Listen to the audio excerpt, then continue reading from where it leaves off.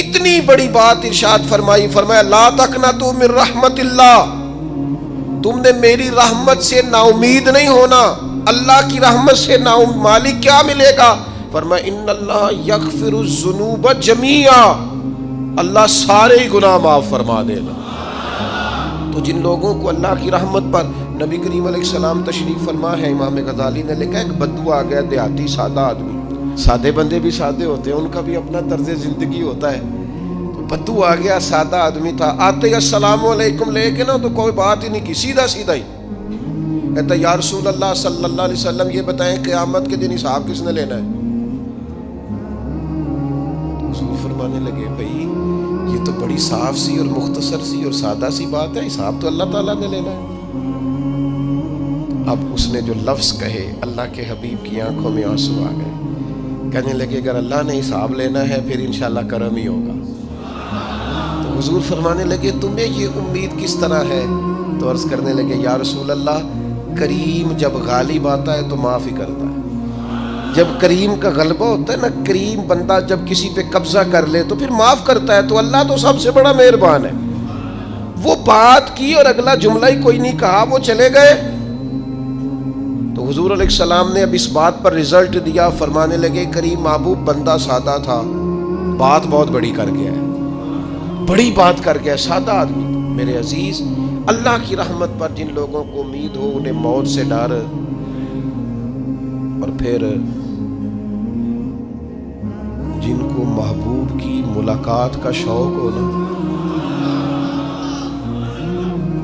ہم نے جان دے دی وعدہ دیدار پر، ہم سے وعدہ کیا گیا تھا کہ تم مرو گے نا تو تمہیں دیدار ملے گا، تو ہم نے جان ہی دے دی وعدہ دیدار پر، جان ہی دے دی وعدہ دیدار پر۔ اور پھر فرماتے ہیں نقد اپنا دام ہو ہی جائے گا، فرماتے ہیں ہم نے جان دی ہے اس وعدے پر کہ وہ ملے گا، تو امید ہے کہ یہ سودا ادھار نہیں، جیسے ہی قبر میں جائیں گے سامنے حضور کی زیارت نصیب ہو جائے گی۔ اس لیے لحد میں بھی عشق رخ شاہ کا داغ لے کے چلے، اندھیری رات سنی تھی سو چراغ لے کے چلے۔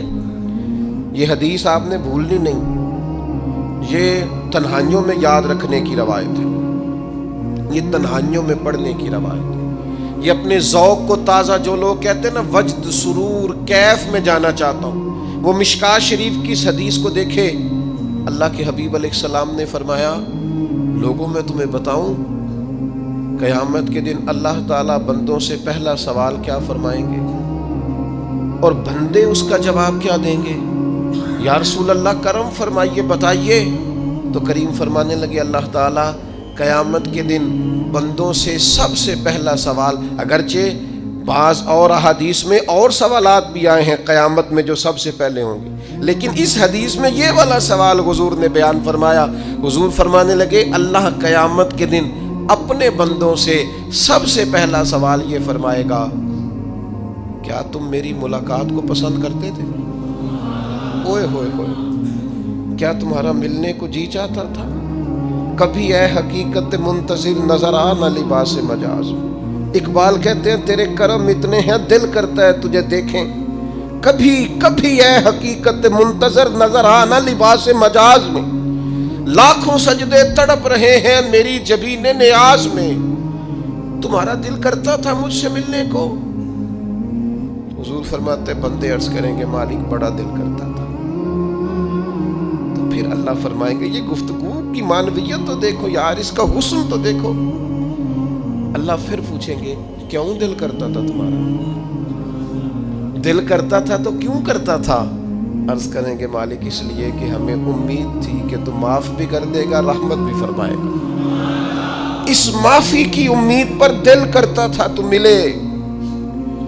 حضور فرماتے ہیں پھر رب فرمائے گا مجھ پر واجب ہے، میں نے اپنے کرم سے واجب کر لیا ہے کہ آج تمہیں جنت عطا کروں گا۔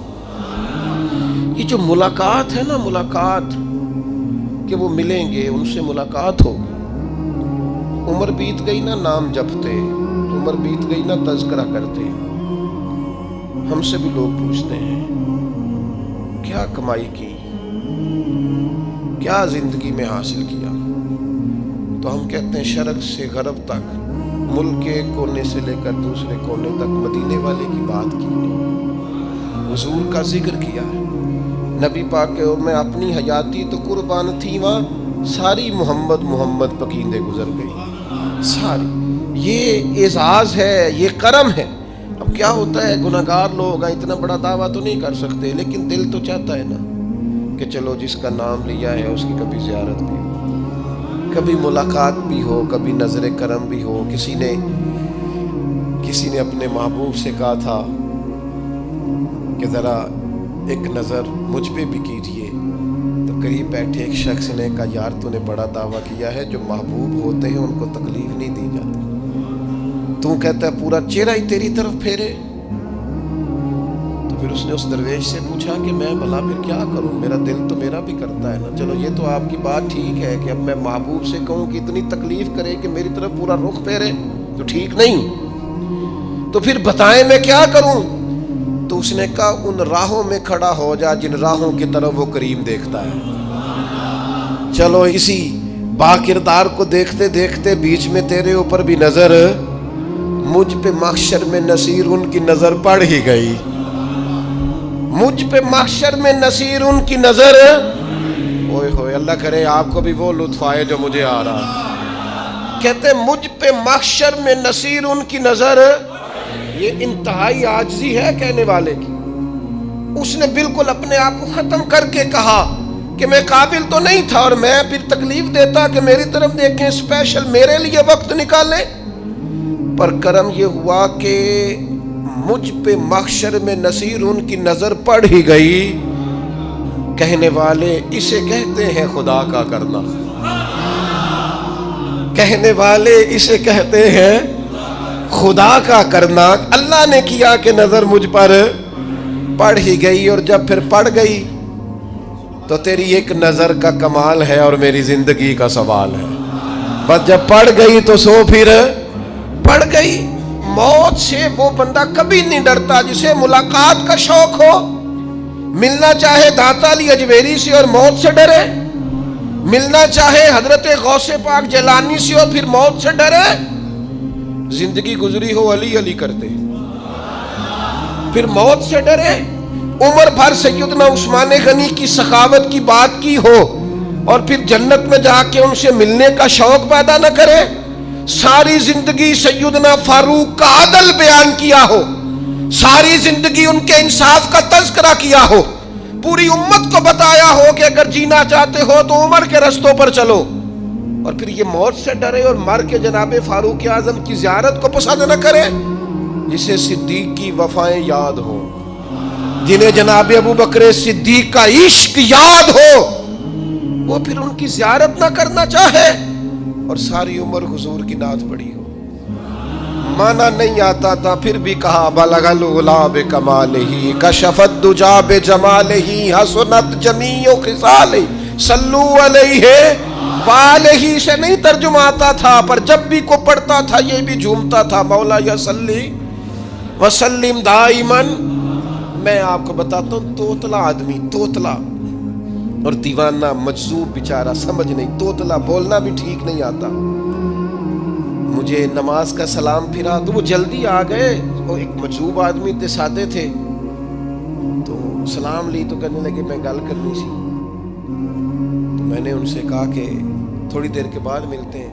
سادہ آدمی ہے، اللہ مجھے معاف کرے، میں کوئی نقل تو نہیں ان کی اتار سکتا، اس زبان کو ہم توتلی نہیں کہتے، ہم اس زبان کو بلالی زبان کہتے ہیں۔ یہ بڑی خوبصورت زبان ہوتی ہے، یہ جو توتلے لب و لہجے ہوتے ہیں نا، وہ جب بچہ پوری طور پہ اماں نہیں کہہ سکتا، توتلا ہوتا ہے تو کوئی مزہ آتا ہے اماں کو اماں کہلوانے میں۔ جب وہ پوری طور پر باپ کو بابا نہیں کہہ سکتا اور توتلا ہوتا ہے تو کوئی مزہ آتا ہے کہنے میں۔ وہ جب دادی نانی دادا کہتا ہے تو دادے کا دل کرتا ہے یہ 100 بار کہے، چونکہ اسے کہنا نہیں نہ آتا، لیکن اس توتلاہٹ میں جو اس کو لطف آتا ہے۔ مجھے بڑے لوگ آ کے شعر سناتے ہیں، میں نے بڑے خوشگلو نعت خانوں سے زندگی میں سنا ہے، وہ صاحب میرے پاس آئے اور میں نے کہا بعد میں ملیں گے، تو سادہ آدمی ہے، مجذوب ہے، پورا شعور نہیں رکھتا، مجھے کہنے لگا مصطفیٰ جان رحمت کے بعد، مصطفیٰ جان رحمت پہ لاکھوں سلام کے بعد، یعنی معنی یہ تھا کہ سلام کے بعد، تو تو اب بڑے بڑے سریلے بندوں سے بھی بندہ سنتا ہے میرا دل کرے، اور میں نے جان بوجھ کے ان سے کہا اے دوبارہ کیا جائے ذرا، کیونکہ توتلے تھے نا. میں نے کہا تو کہنے لگے مصطفیٰ جان رحمت پہ لاکھوں سلام کے بعد او میرے عزیز یاد رکھو ساری زندگی حضور کی نعتیں پڑھی، نبی پاک کے تذکرے سنے، اب موت سے ڈر جائیں؟ حالانکہ موت تو ایک پل ہے، پل سے گزریں گے تو سامنے اللہ کا دیدار بھی ہوگا، مدینے والے کی زیارت بھی نصیب ہوگی. تو زیارت ہوگی اور ہر نظر کانپ اٹھے کہ محشر کے دن خوف سے ہر کلیجہ دہل جائے گا، اوڑھ کر کالا جبہ وہ آ جائیں گے اور سارے محشر کا نقشہ بدل جائے گا. یہ موت کا خوف نکالنے والی چیزیں ہیں، ڈر. اچھا مجھے ایک بات بتائیں، یہ میں امید کی بات کرنے لگا ہوں، چلیں اب یہ بات تو مشکل ہے پر کرنی پڑے گی، مجبوری ہے. کبھی کبھی ابا جی سے مار بھی پڑ جاتی ہے بندے کو، گھر میں کو 2-4 لگ بھی جاتی ہیں، تو اس وقت نا جو سب سے بڑا سہارا کسی کو نصیب ہوتا ہے وہ یہ ہوتا ہے کہ اللہ کرے اماں گھر میں موجود ہو. اور میں نے دیہاتوں میں کئی مائیں ایسی دیکھی ہیں جو بیٹے کے حصوں کی مار کھاتی ہیں. ابا نے ڈنڈا لے لیا ہے بیٹے کی غلطی پہ، اب اماں بیچاری سامنے ہو گئی ہے، 2-4 اس نے بھی کھا لی. یہ بات آپ سمجھیں، موت کا خوف نکالنے کے مفہوم میں بات عرض کر رہا ہوں. اماں موجود ہو نا گھر میں تو ابا سختی بھی کرنے لگے تو کسی وقت احساس ہوتا ہے کہ جناب یہ سختی نہیں ہوگی کیونکہ میری اماں، اور اماں پوری وکیل بن جاتی ہے، کہنی تو نہیں پتا تو ہو گئی غلطی، وہ فلانے دے منڈے نے خراب کیتا ہے، حالانکہ ہو سکتا ہے اس نے اس کو بھی خراب کیا ہو، لیکن وہ اماں وکیل ہے، وہ وکالت کر رہی ہے اور وہ بے لوث کر رہی ہے. ہوتا ہے ایسے، اس بات کو سمجھ لے اچھے طور پر. موت کا خوف نہیں، ڈر نہیں، اس لیے کہ گھر میں ماں موجود ہو تو باپ کا ڈر نہیں ہوتا. تو قبر حشر میں تو رسول کریم موجود ہے، وہاں تو نبی کریم موجود ہے، وہاں تو اللہ کریم اپنی رحمت فرمائے گا بندوں پر. اس لیے خوف نہیں، پینک نہیں، اپنی غلطیوں کا احساس ضرور کریں، اپنے اعمال پر توجہ ضرور دیں، لیکن موت کے خوف تلے دبتے نہ جائیں. انشاءاللہ صبح قیامت کرم ہوگا. میرے نبی پاک علیہ الصلوۃ والسلام نے تو فرمایا ہے بس ہم نے ایمان کامل لے کے جانا ہے دنیا میں. حضور نے فرمایا ہے جس طرح 14ویں رات کا چاند چمکتا ہے اس طرح میرے غلاموں کے چہرے چمکیں گے قیامت کے.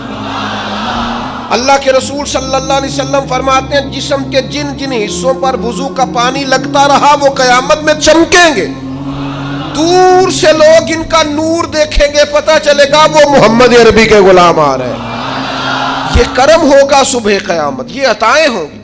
اس لیے مومن موت سے ڈرتا. سیدنا بلال حبشی رضی اللہ تعالیٰ عنہ، آخری وقت ہے، نزع کا عالم طاری ہے، اور یہ گفتگو دیکھیں غلاموں کی. آپ کی اہلیہ رو پڑی، کہنے لگی ہائے ہائے افسوس. حضرت بلال فرمانے لگے کیا ہوا؟ کہنے لگی افسوس ہے کہ آپ دنیا سے جا رہے ہیں. تو حضرت بلال نے مضمون ہی بدل دیا، سوچ کا زاویہ ہی بدل دیا. فرمانے لگے یہ افسوس کا مقام نہیں، یہ تو خوشی کا مقام ہے. اس لیے کہ میری آج آنکھیں بند ہوں گی، قبر میں کھلیں گی، مدینے والے محبوب سے بھی ملوں گا، حضور کے غلاموں سے بھی ملوں گا صلی اللہ تعالی علیہ وسلم. تو موت تو مقام مسرت ہے، اور اگر یہ مل جائے زندگی میں. ایک بدو ایمان لے آئے، ابن ماجہ میں موجود ہے. حضرت ابو ہریرہ رضی اللہ تعالیٰ عنہ حدیث کے راوی ہیں، فرماتے ہیں ایک بدو ایمان لائے اور انہوں نے حضور علیہ السلام کے ساتھ ہجرت بھی کی. ابن ماجہ میں موجود ہے. تو نبی پاک علیہ السلام نے نا انہیں ایک صحابی کے ساتھ کر دیا. اب ان کے کام کاج میں مصروف ہو گئے ان کے ساتھ. تو حضور علیہ السلام نے نا ایک جگہ سے مال غنیمت آیا، تو طریقہ مبارکہ یہ تھا کہ مال غنیمت میں سب کو حصہ دیا جاتا تھا. اگرچہ وہ جہاد پہ نہیں گئے لیکن حضور نے انہیں بھی حصہ دیا. تو وہ صحابی تو رو پڑے، عرض کرنے لگے حضور میں اس کے لیے تو ایمان نہیں لایا تھا. حضور نے فرمایا پھر بتائیے. گرچہ حضور جانتے ہیں کس لیے لائے تھے. عرض کی حضور میں تو اس لیے ایمان لایا تھا کہ میں رب کی راہ میں لڑوں گا اور میں اپنی جان پیش کروں گا. میں شہادت کے لیے ایمان لایا تھا، مجھے یہ مال دولت نہیں چاہیے. تھوڑی ہی دیر گزری کہ ایک اور مارکے کا اعلان ہو گیا، جنگ کا اعلان ہو گیا. حضور نے فرمایا چلو. وہ گئے اور چند ہی لمحے گزرے کہ وہ میدان میں اترے اور پھر شہید ہو گئے. صحابہ کرام ان کی مقدس لاش مبارک کو اٹھا کے محبوب کے قدموں میں لائے تو نبی کریم نے کیا خوبصورت بات ارشاد فرمائی. حضور فرمانے لگے دیکھو اس نے اللہ کی تصدیق کی ہے تو رب نے بھی اس کی تصدیق فرما دی. اور پھر یہ دو جملے محبوب کہتے کہتے اٹھے اور پھر حضور نے اپنا جبہ مبارک اتارا اور اتار کے فرمایا اس بندے کو نہ اس جبے میں کفن دے دو, اس میں اسے کفن دو, اس لیے کہ تو شہادت کے لیے ایمان لایا, موت کی آنکھوں میں آنکھیں ڈال کے جیا, اپنی زندگی کمزور نہ گزاری. مسلمانوں پہ کافر کا رعب طاری ہو گیا ہے. ایک تو ہوتا ہے نا کہ کوئی مدد کرنا, کوئی آگے بڑھنا, فلسطین کا نام تک نہیں لے رہے حکمران زبان سے, ذکر تک نہیں کر رہے, چینل ذکر نہیں کر رہے. اتنا رعب, اتنا کفر کا خوف, صرف اس لیے کہ ہمیں موت کا ڈر ہے, مر جائیں گے تو بستر پہ نہیں مریں گے, بیماریوں سے نہیں مر جاتے لوگ. خدا کے بندو اپنی زندگی میں اتنا خوف اگر موت کا پیدا کر لو گے. حضرت سعید ابن جبیر رضی اللہ تعالیٰ عنہ بہت بڑے فقیہ تھے. حجاج بن یوسف نے بلایا اور کہنے لگا میں تمہیں موت دینے لگا ہوں, مار دوں گا تمہیں. بڑا ظالم آدمی تھا, بڑے لوگ اس نے قتل کیے تھے. حضرت سعید رضی اللہ تعالیٰ عنہ مسکرا پڑے اور غصے میں آیا, کہنے لگا کیوں ہنستے ہو؟ فرمانے لگے تو بڑا بیوقوف ہے, تجھے کس نے کہا زندگی اور موت تیرے ہاتھ میں, یہ تو تب آئے گی جب میرا رب چاہے گا. کہنے لگا لے جاؤ ان کو اور جا کے قتل کر دو.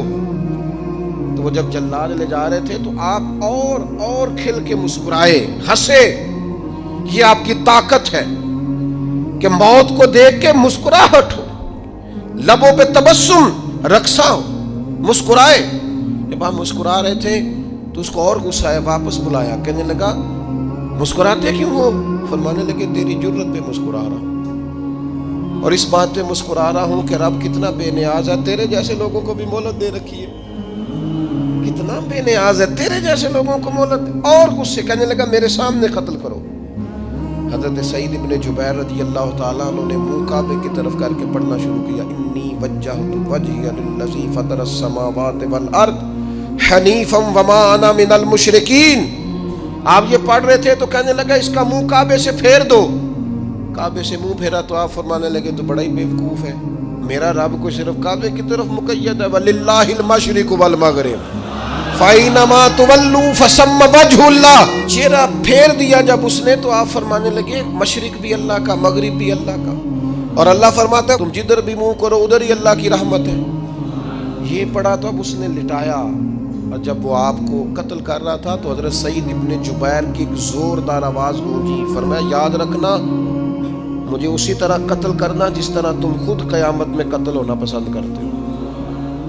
میرا آخرت پر یقین کامل ہے, محشر میں عدالت لگے گی, میں تمہیں قتل کروں گا میں. حضرت سعید ابن جبیر کی وہ جرت تھی کہ دربار سارا لرز گیا حجاج کا. حضرت سعید ابن جبیر رضی اللہ تعالیٰ عنہ کہنے لگے اللہ اسے میرے بعد کسی پر مسلط نہ کرنا, میرا قتل آخری ہو, میرے بعد نہ ہو. ڈر گئے لوگ, سہم گئے.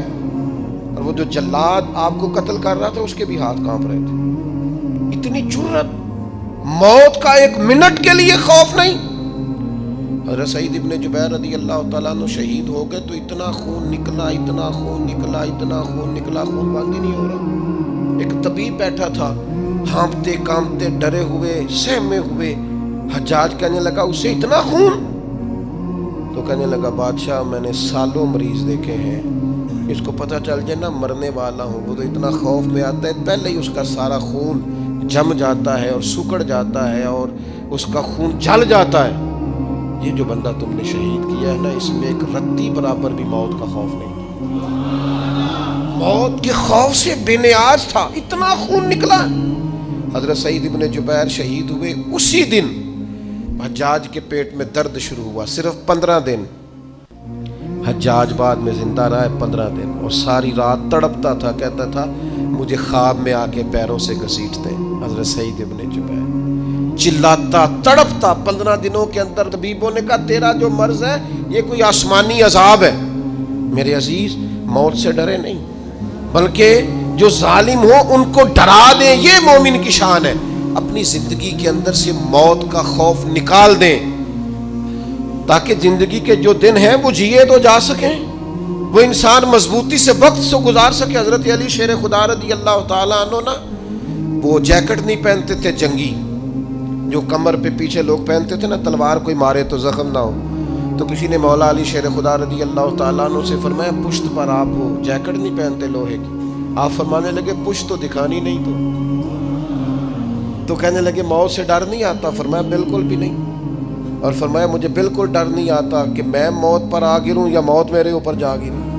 ہم تو شہادت حضرت خالد بن ولید رضی اللہ تعالیٰ عنہ ایک دن نوجوانوں کو خطاب کرتے کرتے کہنے لگے موت سے کبھی نہ ڈرنا، میں نے ساری زندگی جنگوں میں گزاری ہے، میرے وجود پر ایک ذرہ بھی جسم کا حصہ ایسا نہیں جس پر زخم نہ ہو۔ اور جو کہتے کہتے رو پڑے، فرمانے لگے یہ بات کرتے کرتے رو پڑے، فرمانے لگے دیکھ لو زندگی ساری میدانوں میں گزاری ہے، لیکن شہادت اللہ تعالیٰ نے میرے لیے وہاں نہیں لکھی تھی، یہاں اللہ تعالیٰ نے اپنی رحمت کے لیے موت میرے لیے لکھی تھی۔ تو یہ تو اللہ کا کرم ہے۔